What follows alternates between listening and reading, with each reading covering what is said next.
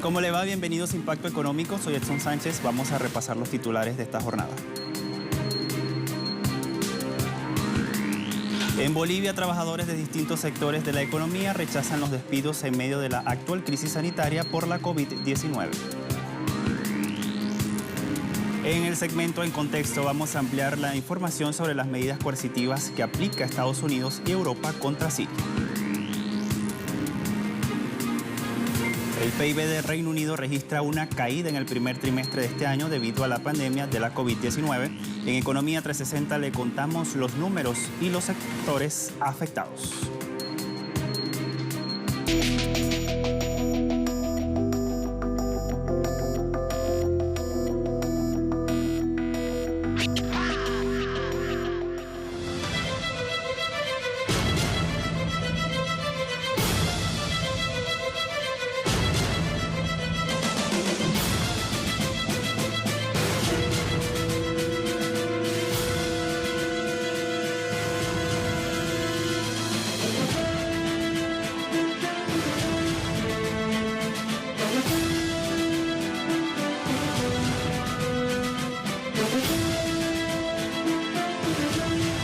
Vamos a comenzar de inmediato con esta información. En Bolivia, trabajadores vinculados con diversos sectores de la economía del país levantaron sus voces para rechazar los despidos en medio de la actual crisis sanitaria que ocasiona el coronavirus. Este jueves, cerca de 200 trabajadores de la fábrica textilera Altifibers, ubicada en la región del Alto, cuando se presentaron a sus labores, se enteraron que habían sido despedidos.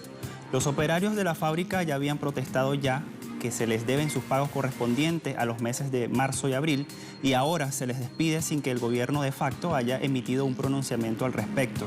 El despido de 500 maestros ha provocado que varios colegas del sector emprendan una huelga de hambre en protesta por lo que ellos consideran un atropello en reclamo de que sean reincorporados a sus puestos de trabajo. Estos trabajadores de la Agencia Nacional de Hidrocarburos están denunciando que están siendo cesanteados sin aviso previo.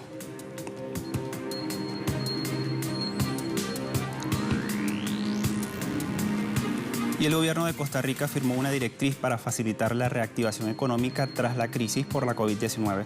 El plan fue rubricado por el presidente Carlos Alvarado y las ministras en el área económica y planificación, Pilar Garrido y Victoria Hernández. El escrito establece acelerar la plataforma de ventanilla única de inversión mediante la digitalización.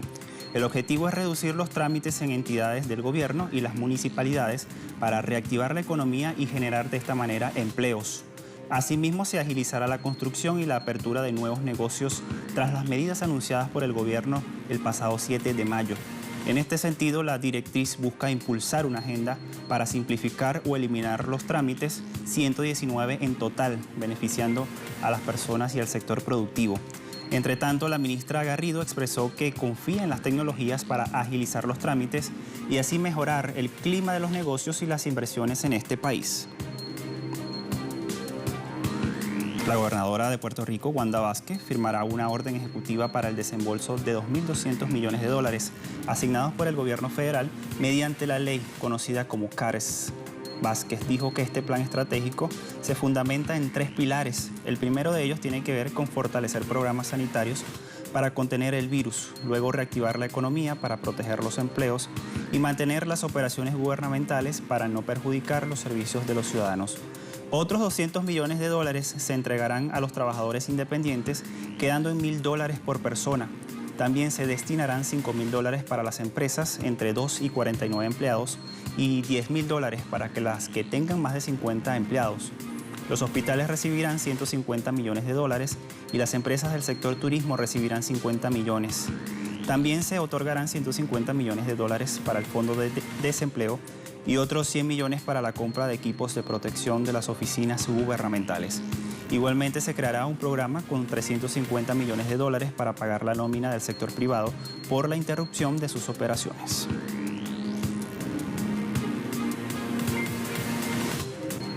Y la región del Caribe está buscando nueva normalidad con equilibrio, salud y economía. Lo refiere así Prensa Latina. En el interior de esta noticia, la comunidad del Caribe, CARICOM, se prepara para una recuperación tras la crisis global por la COVID-19. El sitio CARICOM Today resalta el fortalecimiento y esto dependerá de los principales socios económicos y también del desarrollo. Según la especialista en comercio y política internacional, Elizabeth Morgan, es probable la reducción de las remesas en la región. Igualmente, Morgan agrega que la tasa de crecimiento del Producto Interno Bruto se va a contraer y en el Caribe tendrá los efectos con la temporada de huracanes que va a iniciar el 1 de junio. En este sentido, la comunidad reabre sus fronteras con la cautela ante la crisis sanitaria. Hasta ahora, Latinoamérica y el Caribe registran 369.645 contagios y 20.091 muertes por coronavirus. En Colombia, el sector inmobiliario se ve perjudicado por el incumplimiento de los pagos de los locales comerciales y esto se debe a la crisis por la COVID-19. El presidente del gremio, Daniel Vázquez, aseguró que de 1.011 contratos de arrendamiento celebrados en locales comerciales, un 41% ha presentado incumplimiento en los pagos. A esta problemática se suma la informalidad de los inquilinos en un 85%. Asimismo, la expresidenta del gremio, María Luque, afirmó que los restaurantes, bares y gimnasios son los establecimientos más afectados por la falta de renta y la morosidad desde el mes de abril. Igualmente, integrantes del gremio inmobiliario detallan que entre el 20 y el 30% de los locales en arriendo serán objeto de devolución por la contingencia de la pandemia. El director de la Asociación de Centros Comerciales, Carlos Hernán, explicó que de 41.000 locales en la industria, un 91.8% tienen cierre temporal, representando 37.700 establecimientos. De esta cifra, el 75.6% ha logrado acuerdos y el otro 24.4% sigue con las dificultades.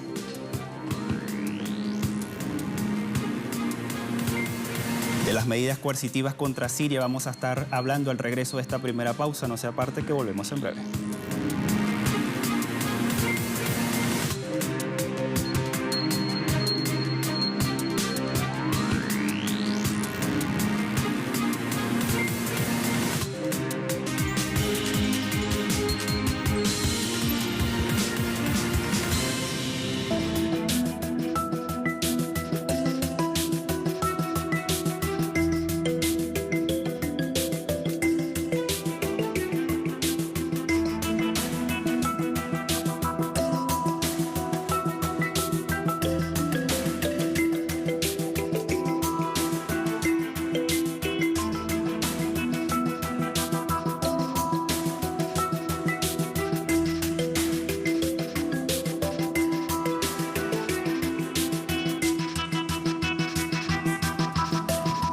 El pueblo de Siria padece desde hace casi 10 años no solamente los efectos devastadores de una guerra, sino también de medidas coercitivas por parte de Estados Unidos y sus aliados satélites de Europa ante actos de supuesta represión por parte del gobierno del país árabe.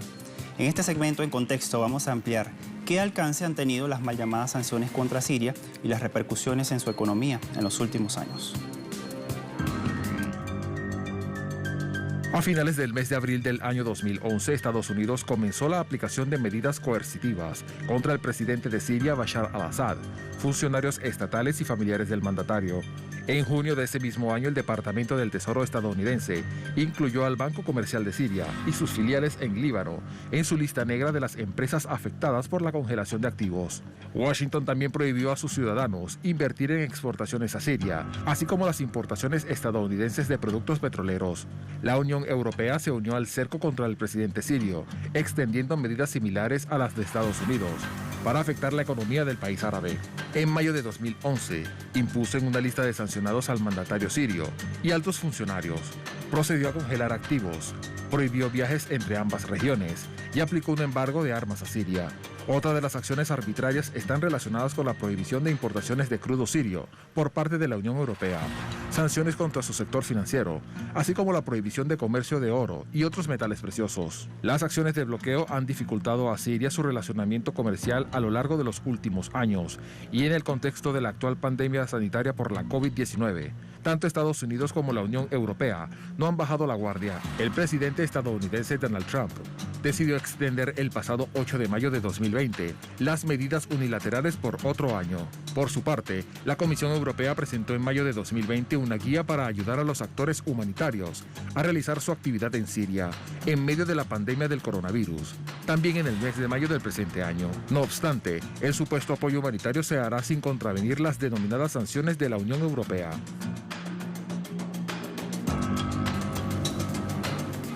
Y hay un estudio de Alberto Rodríguez García, el ex periodista de Russia Today, revela cómo las sanciones han llevado a Siria al aislamiento y a su caída de la economía. Sus conclusiones a continuación. Un estudio de Alberto Rodríguez García, periodista especializado en Oriente Medio, propaganda y terrorismo del portal web Russia Today, señala que el asedio y robo de los recursos sirios por parte de Estados Unidos no debe entenderse en términos económicos sino políticos. En ese contexto indica que el gobierno estadounidense no busca enriquecerse, sino que con las sanciones busca asfixiar la economía siria para llevar al país al límite, provocar más inestabilidad y evitar que el gobierno sirio sea el ganador de la guerra. Asimismo, García destaca que con las medidas coercitivas, Washington busca que la mayoría de los sirios, que se han mantenido leal durante 9 años de guerra, se pongan en contra del ejecutivo del presidente Bashar al-Assad. En ese sentido, el periodista de RT precisa que con las mal llamadas sanciones, el valor de la lira siria se desmoronó en diciembre de 2019, después de que la administración del presidente estadounidense Donald Trump aprobase más medidas coercitivas contra Damasco, una realidad que golpea el poder adquisitivo de los sirios. Y es que en enero pasado, la moneda local alcanzó su valor histórico más bajo, siendo $1 por 1.230 liras sirias, mientras que antes de las sanciones en 2011, el billete verde se cotizaba por 50 liras sirias. En su análisis, García agrega que la guerra ha generado una nueva élite de usureros que, aprovechando las sanciones occidentales contra los empresarios asociados al gobierno, han sabido lucrarse a costa del conflicto, creando redes para enriquecerse junto a los señores de la guerra, contrabandistas e incluso algunas ONG. Y las medidas unilaterales de Washington contra Siria han provocado que una parte de los sirios no pueda acceder a los alimentos. Recientemente, Naciones Unidas informó que 8 millones de civiles en Siria sufren de inseguridad alimentaria. El Programa Mundial de Alimentos de las Naciones Unidas, en marzo pasado, proporcionó ayuda alimentaria para salvar las vidas de 1.7 millones de personas en el noroeste de Siria. La ONU también informó que las ayudas humanitarias proporcionadas a 1 millón de personas desplazadas en Idlib debido a la guerra fueron enviadas a través de Turquía. Las sanciones de Washington también afectan el sistema sanitario de este país. Y en ese contexto, el mes pasado, el embajador de Damasco ante las Naciones Unidas en Ginebra, Hassan Adin Allah, exigió el levantamiento de las medidas coercitivas contra su país en una carta que dirigió a la alta comisionada de Naciones Unidas para los Derechos Humanos, Michelle Bachelet. El diplomático sirio acotó que las sanciones entorpecen la adquisición de insumos para brindar servicios de investigación para diagnosticar casos de la COVID-19, así como ofrecer atención médica a los contagiados.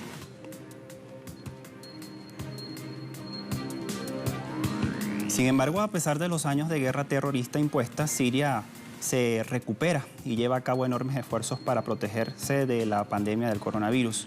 Vamos a ver algunos datos cortesía de la agencia árabe siria de noticias en materia alimentaria. Hasta el 10 de mayo de 2020, el Consejo de Ministros aprobó un monto equivalente a $600 millones para comprarle a los agricultores toda su cosecha de trigo, de 2.900.000 toneladas. El área cultivada en esta temporada se estima en 1.355.000 hectáreas, con una tasa de implementación del 75%. En la provincia de Alepo, más de 112.000 hectáreas fueron sembradas con trigo en regadío, con una tasa de implementación del 75%, mientras casi 163.000 hectáreas fueron sembradas con trigo en secano, con una tasa de ejecución del 88%.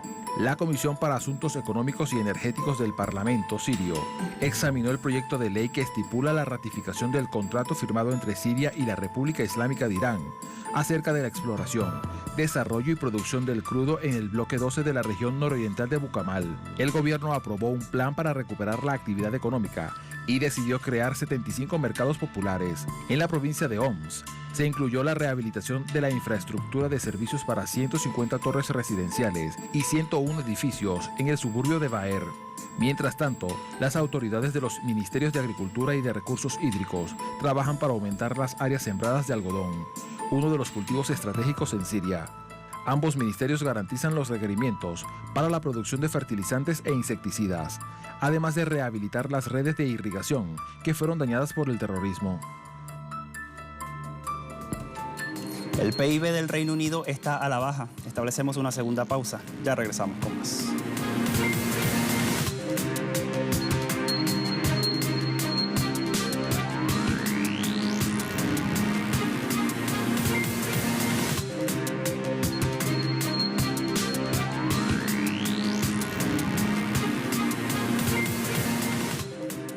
La pandemia de la COVID-19, además de causar muertes a nivel mundial, ha provocado un daño a la economía de los países del orbe y el Producto Interno Bruto del Reino Unido no está exento de estos perjuicios. Datos de la Oficina de Estadísticas Nacional del Reino Unido revelan que el PIB del país registró una caída del 2% en el primer trimestre de este año debido al brote del coronavirus.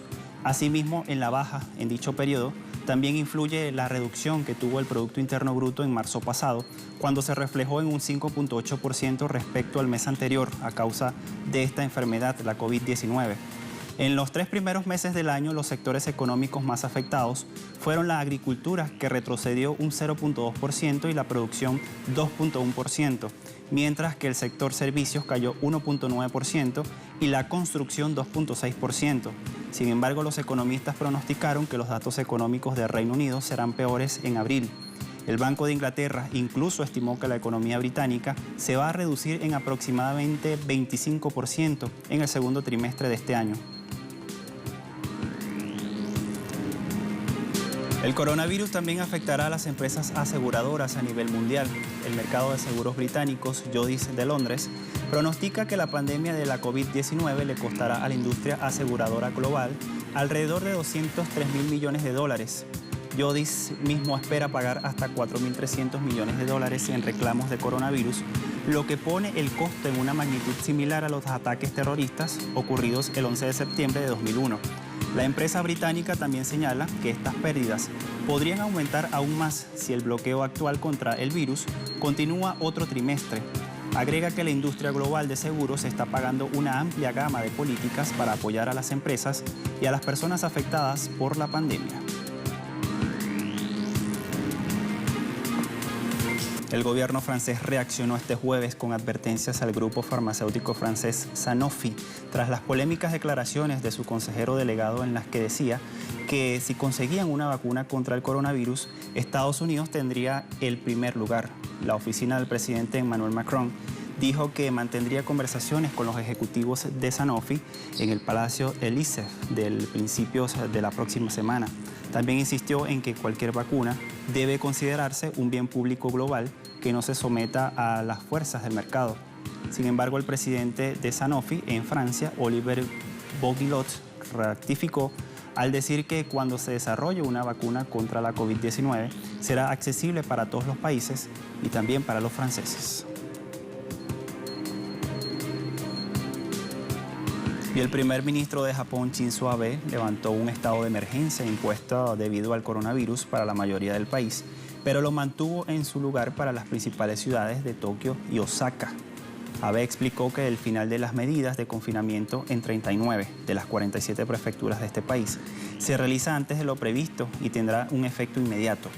Recordemos que el pasado 7 de abril, Abe declaró el estado de emergencia por un mes en Tokio y en otras 6 prefecturas urbanas, pero más tarde lo amplió en todo el país hasta el 31 de mayo.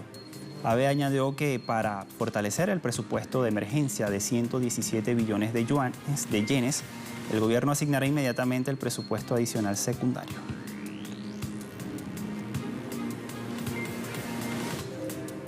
Y la tasa de paro en Estados Unidos sube debido al coronavirus. Datos del Departamento del Trabajo de Estados Unidos devela que más de 36 millones de puestos de trabajo se perdieron en el país en los últimos 2 meses, luego de que casi 3 millones de personas solicitaran la semana pasada el subsidio por desempleo. En abril pasado, la pérdida de puestos de trabajo alcanzó los 20.5 millones y ubicó la tasa de desempleo en 14.7%. Esta es la más elevada después de la Segunda Guerra Mundial. En la víspera, el presidente de la Reserva Federal, Jerome Powell, advirtió que Estados Unidos está bajo la amenaza de un descalabro económico, al tiempo que se arriesga a daños más severos si el Congreso no hace más para evitar el desempleo a largo plazo.